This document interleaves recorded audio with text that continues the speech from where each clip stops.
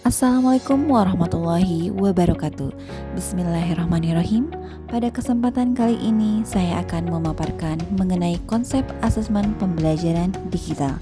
Semoga pada pemaparan kali ini bisa membantu para pendidik untuk mengetahui apa itu asesmen, kemudian tujuan asesmen pembelajaran digital, serta pengelolaan asesmen digital dengan kuisis. Perkenalkan, nama saya Elvin Dwi Kamarianti SPDI, unit kerja di SD Negeri 1 Kalikoa, Kecamatan Kedaung, Kabupaten Cirebon, Jawa Barat.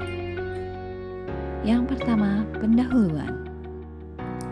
Asesmen merupakan bagian yang sangat penting dalam proses pembelajaran dan tidak dapat lepas dari kegiatan pembelajaran itu sendiri. Sejatinya, asesmen ditujukan untuk meningkatkan kualitas belajar dan pengajaran. Perkembangan teknologi yang pesat berdampak pula pada dunia pendidikan. Kini pendidik bisa menggunakan kemajuan teknologi untuk melakukan asesmen pembelajaran dengan pertimbangan membuat pembelajaran menjadi lebih menyenangkan, menghemat waktu, dan dapat memberikan umpan balik secara cepat. Yang kedua, pengertian asesmen. Pengertian asesmen. Asesmen adalah proses pengumpulan dan pengolahan data yang berkaitan dengan perkembangan anak serta penyajian hasil dalam bentuk deskripsi atau narasi yang dapat digunakan untuk mengenali anak secara rinci. Terdapat dalam buku modul 1, konsep asesmen, evaluasi dan kaitannya dengan pembelajaran, halaman 18, Profesor Dr. Anita Yus, MPD tahun 2020. Yang ketiga, tujuan asesmen. Dapat kita lihat dalam mind mapping sebagai berikut. Tujuan asesmen pada kurikulum Merdeka yang pertama, menilai pencapaian kompetensi peserta didik. Yang kedua, memberikan umpan balik yang efektif. Yang ketiga, meningkatkan mutu pembelajaran. Dan yang keempat, mendorong pengembangan diri peserta didik. Mari kita bahas satu persatu. Yang pertama, menilai pencapaian kompetensi peserta didik.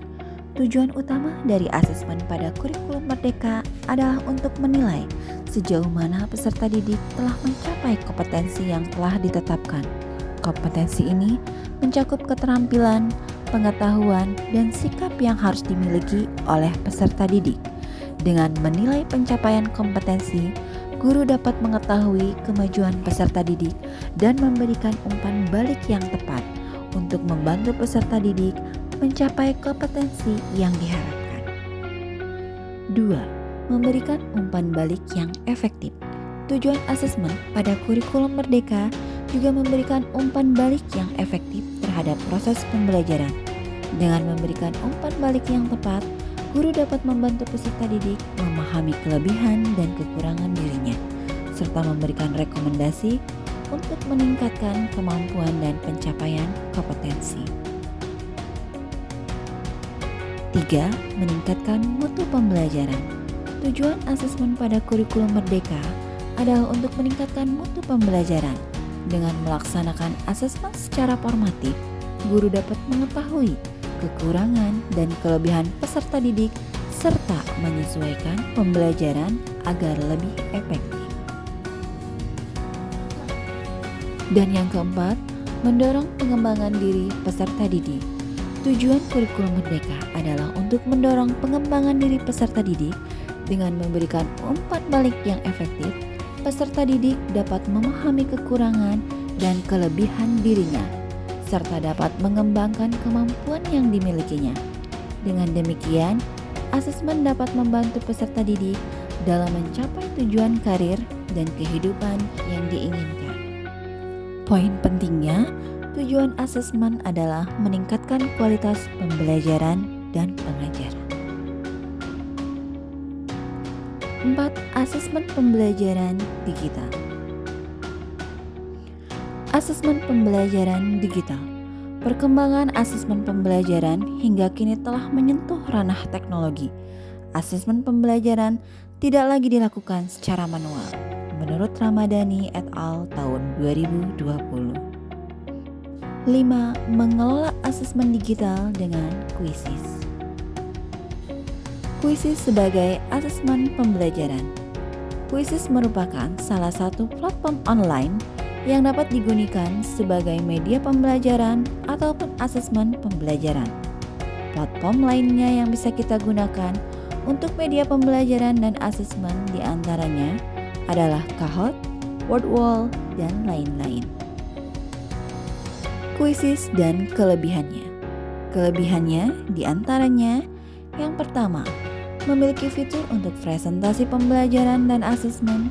Yang kedua, memiliki banyak template siap pakai. Yang ketiga, memiliki analisis hasil asesmen siswa.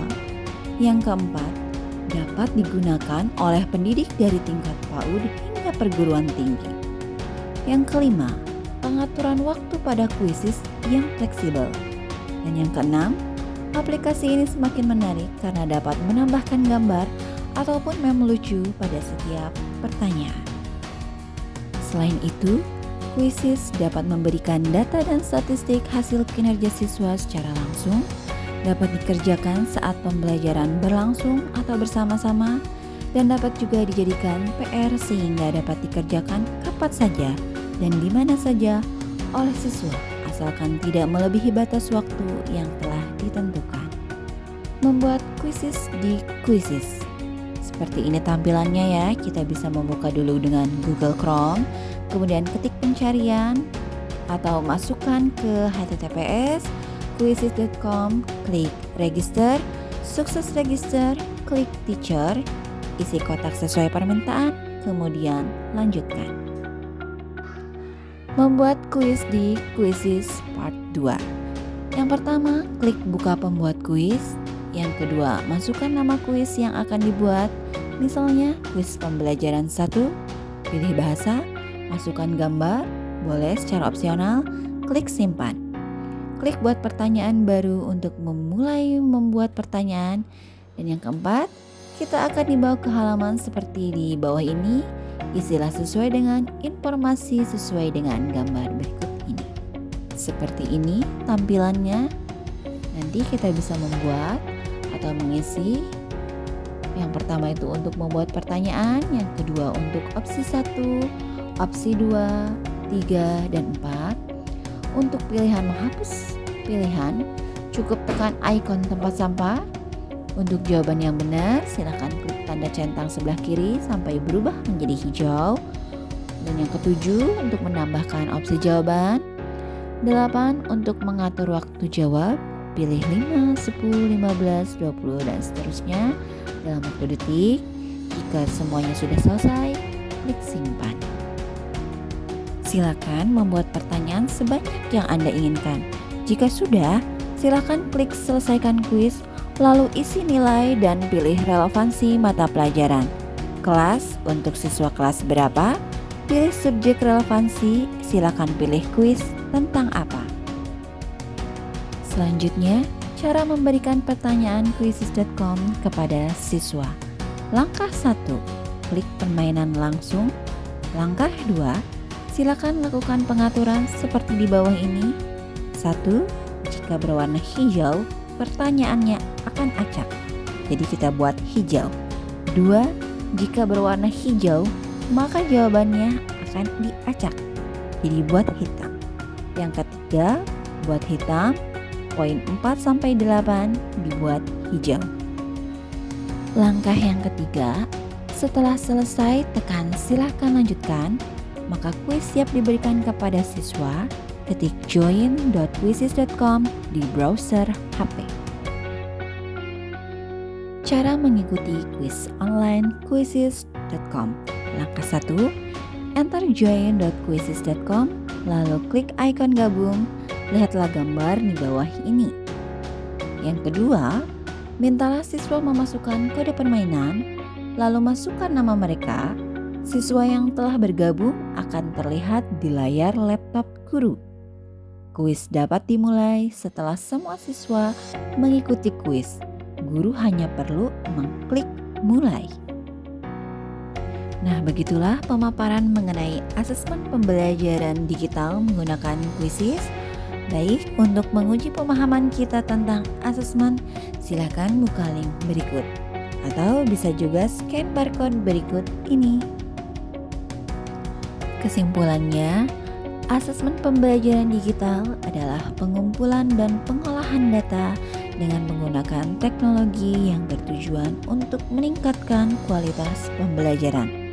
Ada banyak aplikasi yang dapat kita gunakan untuk dijadikan asesmen digital. Di antaranya, Quizizz yang mudah diakses oleh guru, murid, dan semua kalangan disertai template yang menarik. Sekian pemaparan dari saya, semoga bermanfaat. Selalu semangat Bapak Ibu Guru hebat. Wassalamualaikum warahmatullahi wabarakatuh.